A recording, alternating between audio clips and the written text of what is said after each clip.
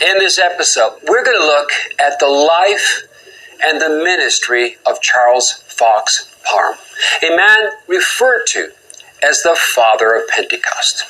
And I pray as we open up that the Holy Spirit would anoint this word to inspire, provoke, challenge you, and edify you.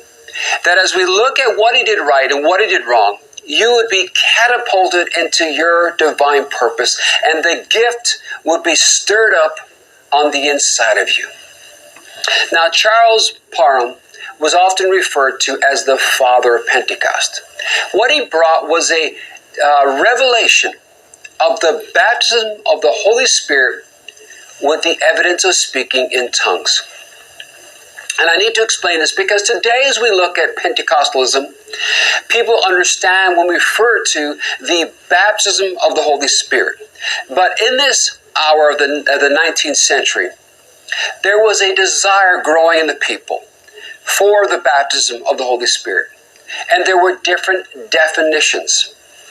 There was the holiness definition as the holiness movement, which really came out of the Methodist and the Wesley way of thinking.